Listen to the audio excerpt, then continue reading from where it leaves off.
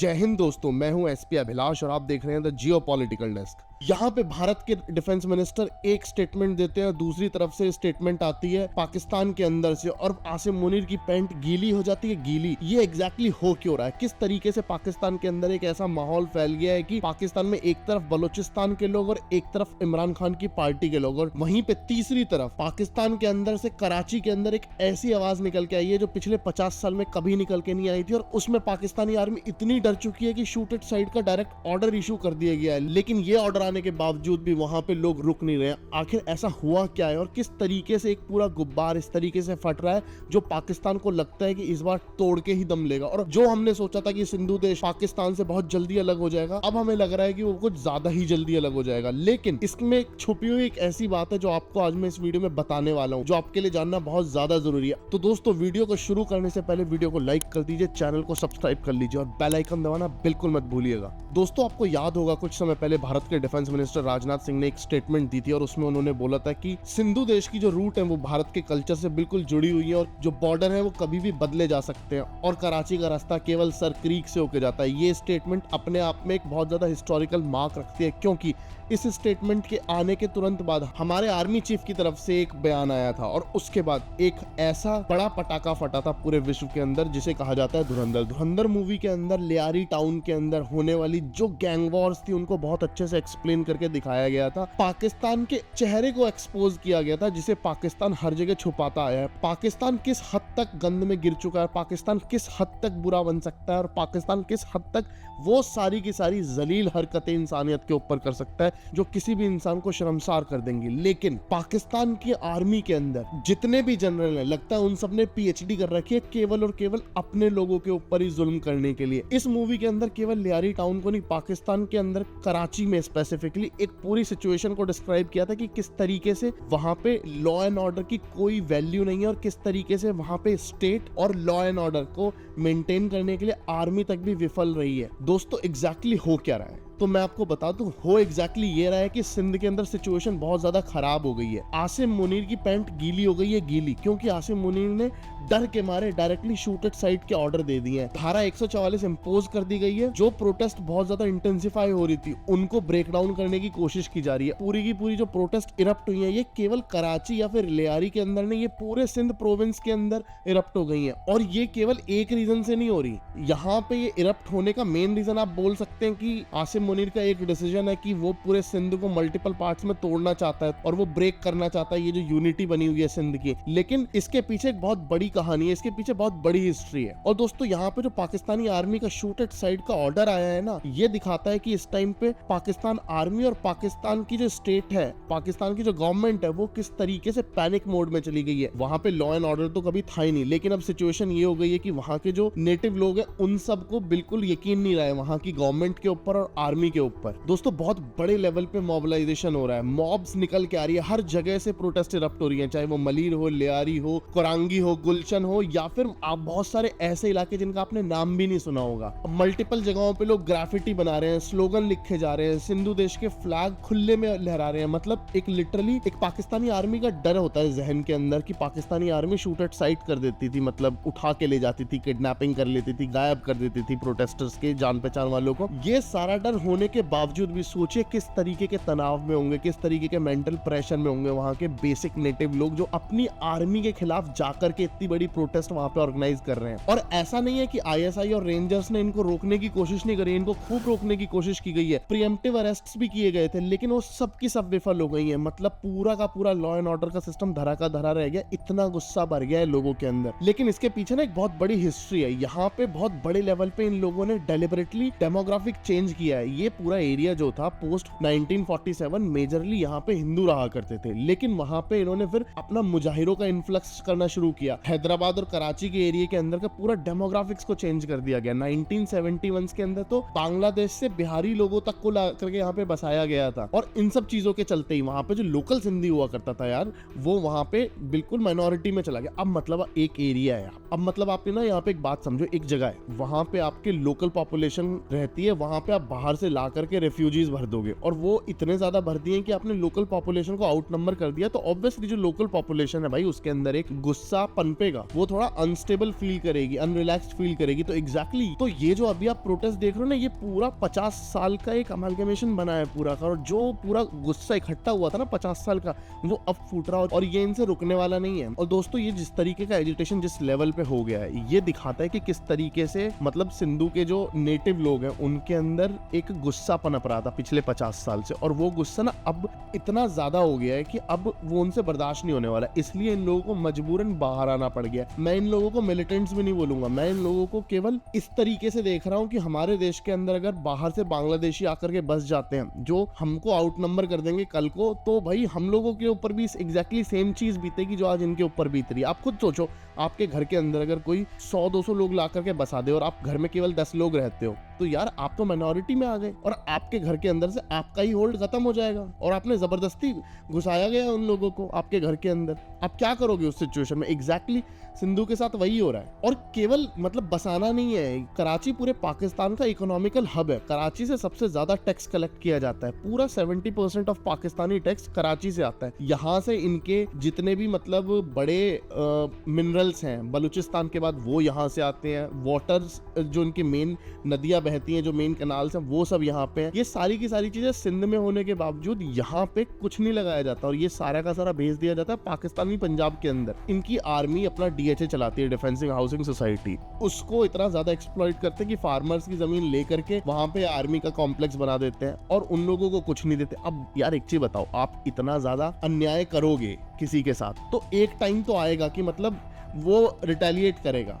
मेरे ना एक बॉस हुआ करते थे, वो बोलते थे कि किसी को इतना दीवार से मत लगाओ कि वो मजबूर हो जाए आपको धक्का देने के लिए। तो एग्जैक्टली ये पाकिस्तानी आर्मी हर जगह पे हर बार यही करती आई है, और इनको ना अभी केवल यही भुगतना पड़ रहा है कि इन्होंने सिंधियों को इतना दीवार से लगा दिया कि अब वो मजबूर हो गए इन्हें धक्का देने पे। और आप जाके देखोगे ना सिंध के अंदर सिचुएशन क्या है, वहां पे ना तो कोई बहुत अच्छा इंफ्रास्ट्रक्चर है, वहां पे हॉस्पिटल्स अच्छे नहीं है, एजुकेशन का सिस्टम अच्छा नहीं है, रोड्स इतनी भयंकर है कि यार आप गूगल मैप पे जाके चेक करोगे ना तो आपको रोड के अंदर गड्ढे बने हुए दिख जाएंगे। मतलब एक बेसिक जो एक एरिया की नीड होती है वो वहां पे कभी पूरी नहीं करी गई, और उसके ऊपर से इनके हिस्से का जो पानी आता था वो पंजाब का एरिया चुरा लेता था पूरा का पूरा। मतलब इतने मैसिव कैनाल्स बना दिए कि यहाँ पे जो पानी आने वाला हुआ करता था, जो यहाँ पे आया करता था, उसको ये लोग यूज ही नहीं कर सकते। और उसके अलावा जो अरेबियन सी का पानी आया करता था उसको भी इन्होंने बीच से इंक्लूड कर लिया। ना तो इनकी सॉइल फर्टाइल बची इससे, ना इनके पास इंफ्रास्ट्रक्चर अच्छा है, ना इनके पास आप इनको टैक्स का कोई बेनिफिट देते हो जो यहाँ से निकलता है आपका। ऊपर से इनके आप लोगों को भी उठा के ले जाते हो, ऊपर से आपने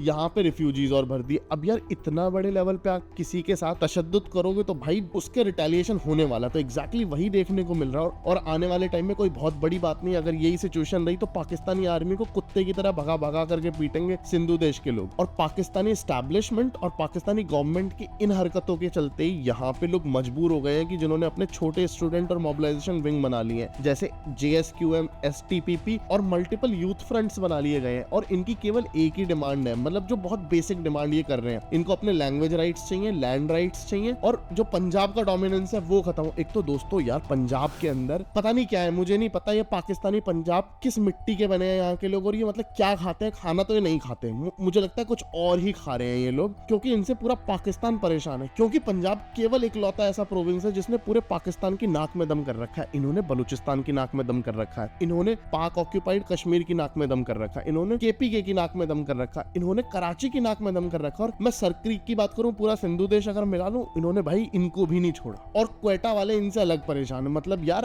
आप मुझे समझ नहीं आता ये लाहौरी क्या करके मानेंगे। मुझे लगता है कि इनके दिन ना बहुत ज्यादा नजदीक आ गए हैं, और भाई इनको बलूचिस्तान, खैबर पख्तूनख्वा और ये सिंध के सारे लोग मिलकर के ना गोला बना करके इनकी हजामत बनाएंगे ढंग से। इस तरीके से इन्होंने परेशान कर रखा है। देखो आप ना एक डेमोग्राफी समझना, पाकिस्तान की पॉलिटिक्स के अंदर और आर्मी के अंदर जितने भी बड़े ओहदे हैं उसमें 90% इनका पंजाबी बैठा है। खुद ये सारे के सारे लोग पंजाबी बोलते हैं, और इन सारे रीजन पे इन्होंने उर्दू लागू कर रखे, और इन्हें उर्दू का कुछ नहीं आता। उर्दू बोलने के नाम पे ये ऐसा बलात्कार करते हैं ना उर्दू का जिसकी कोई हद नहीं है। मतलब आप इनसे बात करोगे ना, इनकी बात करते हैं, कर रहे हैं, ये इसी तरीके से बोलते रहते हैं, इन्हें कुछ नहीं आता। एकदम जाहिल, नकारा, नलायक किस्म के लोग हैं। इनकी आर्मी के और इनकी गवर्नमेंट के लोग जितने भी पंजाब से आते हैं, आप सबके हाल देख लो, सबका सेम हाल है। और दोस्तों यहाँ पे सिंधु देश, अच्छा आपको ये तो पता होगा कि बलूचिस्तान लिबरेशन आर्मी एक फ्रंट बना हुआ है बलूचिस्तान से, सेम एग्जैक्टली ऐसी सिंधु देश लिबरेशन आर्मी बन गया है, JSMM बन गया है। ये छोटे छोटे मिलिटेंट ग्रुप्स एक्टिवेट हो गए हैं यहाँ पे। अब मैं तो एक्चुअली इनको मिलिटेंट भी नहीं बोलूंगा, मैं तो इनको ये बोलूंगा कि ये फ्रीडम फाइटर्स हैं। सिंधु देश के जो फ्रीडम फाइटर्स हैं और जो बलूचिस्तान के फ्रीडम फाइटर्स हैं, ये लोगों ने आपस में एक अब कोलैब करना शुरू कर दिया है। ये लोग आपस में कोऑर्डिनेट कर रहे हैं। इन्होंने मतलब एक जो बलोच का एक ब्रास करके ग्रुप हुआ करता है, उसकी रिपोर्ट सामने आई है। उसमें बताया गया है कि भाई इन लोगों ने सबने आपस में कोलैब किया है और एक पाकिस्तान वाइड मूवमेंट को ऑर्गेनाइज करने जा रहे हैं। और यही देख करके पाकिस्तानी आर्मी की पैंट गीली हो गई है। अब इनको लग रहा है कि यह चीज हाथ से निकल रही है और ये अपना पूरा कंट्रोल छोड़ रहे हैं। बलूचिस्तान के बहुत सारे एरिया ऐसे हैं जिनमें पाकिस्तान का कोई कंट्रोल है ही नहीं। सेम चीज खैबर पख्तूनख्वा के साथ है और सिंधु देश बचा था, अब उसकी भी शुरुआत हो गई। और अब मैं आपको ये बता देता हूँ इन्होंने क्या क्या एक्शन लिए। देखो पाकिस्तानी आर्मी अपने देश के बाहर कहीं एक्शन ले पाए या ना ले पाए, लेकिन अपने देश के अंदर तो एक्शन ले लेती है। वो अलग बात है कि इस एक्शन से कोई बहुत ज्यादा बड़ा फर्क अब पड़ने वाला नहीं है। तो मैं आपको बता देता हूँ, सुन लो बस केवल सुनने के लिए। नवाबशाह और हैदराबाद और मलीर के अंदर ना इन्होंने मल्टीपल रेड्स किए थे, जिसमें इन्होंने 40 से 50 लोगों को पकड़ा है। JSQM का जो पेज था, इन्होंने केवल वो शट डाउन कर दिया, सर्वेलेंस इंटेंसिफाई कर दी और ये सोच रहे हैं कि ये इस तरीके से प्रोटेस्ट को रोक लेंगे। भाई मुझे समझ नहीं आता कौन इनका एडवाइजर है, इनको कौन एडवाइज कर रहा है। अबे किसी का वेब पेज डाउन करने से प्रोटेस्ट खत्म नहीं होती है। एक व्हाट्सएप ग्रुप के अंदर लोग प्रोटेस्ट पे चले जाते हैं। नेपाल को देख लो। और एक चीज और मैं बताता हूँ जो मजेदार हो रही है, नेपाल की प्रोटेस्ट के बारे में आपको पता होगा कि नेपाल के अंदर जेनजी की प्रोटेस्ट हुई थी। अभी रिपोर्ट आई वहां पे कुछ समय पहले कि वो USA बैक्ड प्रोटेस्ट थी, डिस्कॉर्ड ग्रुप से चली हुई है वो प्रोटेस्ट। इतनी अकल इन लोगों में नहीं है। ये इन्हें जनरल या फिर मतलब ये आर्मी चीफ वगैरह बना कौन देता है? मतलब ये इतने लो IQ वाले लोग हैं ये पाकिस्तानी, और इतना सब करने के बाद एग्जैक्टली ये सोच रहे थे कि ये सारे प्रोटेस्ट को कंटेन कर लेंगे। मतलब भाई मुझे अभी भी यकीन नहीं होता कि इन जाहिलों को आर्मी के इस लेवल पे बिठाया किसने। मतलब कौन है इनके एडवाइजर्स, इनके ब्यूरोक्रेट्स कौन है? मतलब वहां पे UPSC मुझे आई एम श्योर कि नहीं होता है, लेकिन मुझे लगता है कि वहां पे शायद कोई सर्विस होती नहीं है। वहां पे केवल और केवल ये थोड़े बहुत पैसे ले दे करके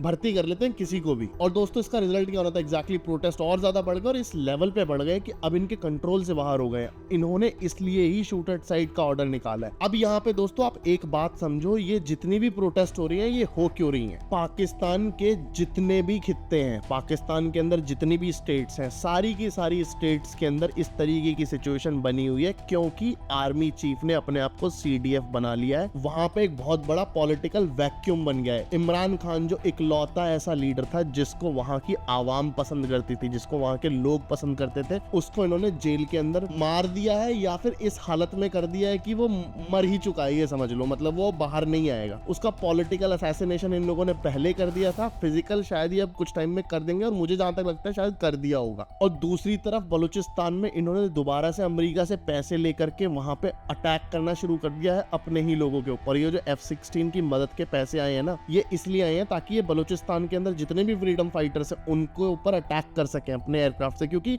पाकिस्तानी डरपोक फौज है। वो जाकर के लैंड से कभी लड़ेंगे नहीं। ये तालिबानियों से नहीं लड़ते, ये बलूचिस्तानियों से नहीं लड़ते, ये केवल अपने यहाँ के लोगों से लड़ सकते हैं जो निहत्ते आते हैं। इसलिए शूट एट साइट का ऑर्डर निकाला है क्योंकि इनको पता है जितने भी लोग स्टेट के अंदर प्रोटेस्ट कर रहे हैं उन सबके पास गन तो होगी नहीं, ना हौसला होगा कोई। इसलिए वहां पे ही जाकर के लड़ सकते हैं, वहीं पे गोलियां चला सकते हैं।